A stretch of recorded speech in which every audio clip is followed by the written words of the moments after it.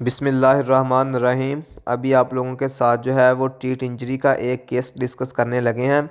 तो आप देख सकते हैं कि गाय का जो थन है वो कितनी बुरी तरह जो है वो डैमेज हुआ है।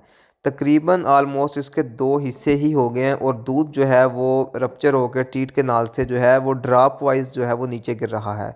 तो अभी आप लोगों के साथ जो है वो पूरा प्रोटोकॉल डिस्कस करते हैं कि आपने इस तरह का अगर आपके पास केस आ जाए अनफॉर्चुनेटली, तो आपने उसको किस तरह जो है वो ट्रीट करना है ताकि आपके एनिमल का जो कीमती थन है वो बच सके।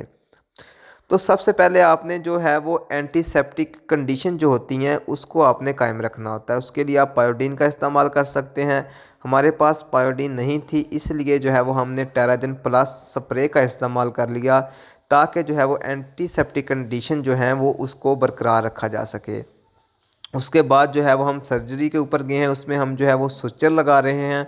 और सुचर में आपको एक चीज़ बता दें कि जब आपने सुचर लगाने हैं तो जिन लोगों की इतनी एक्सपर्टीज़ नहीं है वो टीट के नूला होता है वो थन के अंदर रख लिया करें, टीट के नाल में जो है वो टीट के नूला रख लिया करें ताकि जब आप जो है वो लेयर को सुचर करें तो आप लोग जो है वो टीट के नाल को सुचर ना कर दें।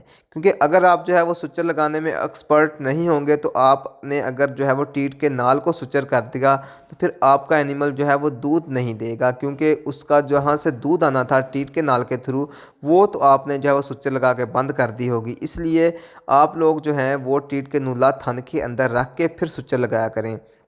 इसमें जो है वो दो तरह के स्विचर लग सकते हैं। मस्कुलर जो लेयर है अंदर वाली, वहाँ पर क्रोमिक कैटगट की मदद से अब्जॉर्बेबल स्विचर लगेंगे, यानी कि वो स्विचर जो है उनका लाइफ टाइम होता है 20 दिन 25 दिन महीने बाद जो है वो खुद ब खुद जो है वो डिज़ाल्व हो जाते हैं, वहाँ से ख़त्म हो जाते हैं। ठीक है, उनको आपको रिमूव नहीं करना पड़ता। लेकिन जो ऊपर लेयर होगी, ठीक है, उसके ऊपर जो है वो हम सिल्क लगाएंगे, यानी कि नॉन अब्जॉर्बेबल स्विचर लगाएंगे और बाद में जो है उनको काट भी दिया जाता है। ठीक है, वो जो है वो खुद ब खुद जो है वो डिज़ाल्व नहीं होते। तो बेसिकली इस तरह की कंडीशन में आपकी कोशिश होनी चाहिए कि किसी न किसी तरह जो है वो आपके जानवर का थन जो है वो बच जाए। इसके लिए आपने जो है वो 3 दिन लगातार जो है वो एंटीबायोटिक का कोर्स भी करना है, उसके साथ साथ आपने एनसेड भी लगाना है ताकि जो है वो इन्फ्लेमेशन जो है उसको रोका जा सके। एनसेड में आप लोग जो है वो कीटोप्रूफन का इस्तेमाल कर सकते हैं। ठीक है, और एंटीबायोटिक में आप लोग जो हैं वो क्लेवट का इंजेक्शन इस्तेमाल कर सकते हैं। हमने भी जो है वो इस केस में क्लेवट का ही इस्तेमाल किया है। तो आप 3 दिन लगातार क्लेवट लगा सकते हैं। उसके साथ साथ आपने जब एनिमल की मिल्किंग करनी है, जब एनिमल की चवाई करनी है, तो वो आपने टीट के नूला की मदद से करनी है ताकि जो है वो हीलिंग जो है वो प्रॉपर हो सके। क्योंकि देखें, अगर आप जो है वो बार बार थन को जो है वो छेड़ेंगे चवाई के वक्त तो उससे जो है वो उसकी हीलिंग जो है वो प्रॉपर नहीं हो पाएगी। इसलिए कोशिश करें कि टीट के नूले की मदद से जो है वो गाय का जो थन है उसको अच्छी तरह साफ़ किया जाए, उससे जो है वो दूध निकाला जाए और 3 दिन तक लगातार जो है वो एंटीबायोटिक का कोर्स किया जाए।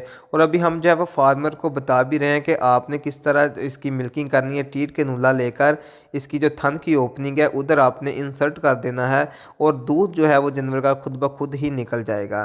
तो ये थोड़े से प्रोटोकॉल्स होते हैं जो आपने अडॉप्ट करने होते हैं। और एक और अहम चीज़ आपको बता दें कि कोशिश किया करें कि आपके बाड़े में जो है वो अगर कोई भी शार्प लोहे की चीज़ है तो उसको जो है वो वहाँ से ख़त्म किया जा सके। इस तरह की जो इंजरीज़ होती हैं वो ज़्यादातर जो है वो जब शेड बनते हैं तो कोई पतरी होती है या लोहे की कोई भी शार्प चीज़ होती है तेज़, ठीक है, उसकी वजह से जो है वो जानवर के थन, आपको पता है कि सॉफ्ट पार्ट है थन जो है जानवर का, ठीक है, तो वहाँ पर जो है वो इंजरी हो सकती है।